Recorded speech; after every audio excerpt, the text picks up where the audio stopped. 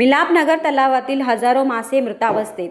कडक उष्मा आणि निर्माल्य कचऱ्याने पाणी व ऑक्सिजन कमी झाल्याने मासे झाले मृत.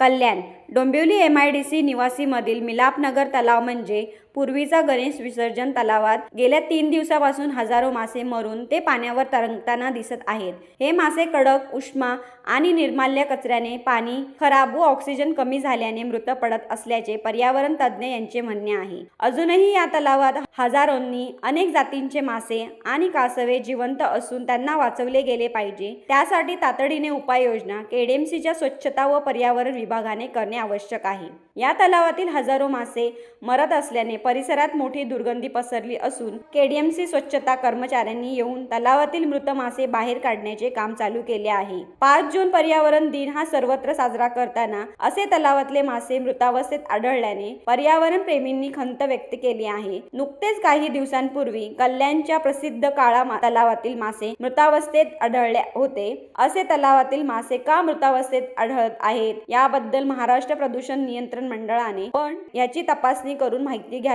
याच मिलापनगर गणेश विसर्जन तलावात काही वर्षापूर्वी असेच मासे मेले होते. मिलापनगर रेसिडेंट्स वेलफेअर असोसिएशन आणि डोंबिवली वेलफेअर असोसिएशन यांनी केलेल्या याचिकानुसार राष्ट्रीय हरित लवादाने दिलेल्या आदेशाने गेल्या 10 वर्षापासून या तलावात मूर्ती विसर्जनाला बंदी आहे. या तलावाची नियमित साफसफाई होताना दिसत नाहीत. काही नागरिक यात निर्माल्य आणि कचरा टाकत असल्याने तलावातील पाणी अस्वच्छ खराब होत असते. बऱ्याच वर्षात या तलावातील गाळ काढला गेला नाही आहे. हा तलाव जर जिवंत ठेवायचा असेल तर एक कायमस्वरूपी सुरक्षा रक्षक, साफसफाई कर्मचारी ठेवावा, CC कॅमेरे बसवावेत, नियमित साफसफाई करावी अशी मागणी स्थानिक नागरिकांनी केली आहे. जर या तलावाकडे प्रशासनाने लक्ष दिले नाही तर काही दिवसांनी हा तलाव नामशेष होण्याच्या मार्गावर आहे. KDMCचे कार्यतत्पर उपायुक्त घनकचरा व्यवस्थापन रामदास कोकरे यांनी या तलावाच्या साफसफाई आणि नागरिकांच्या मागणीवरून जरूर विचार करावा. तसेच महाराष्ट्र प्रदूषण नियंत्रण मंडळ आणि KDMC यांनी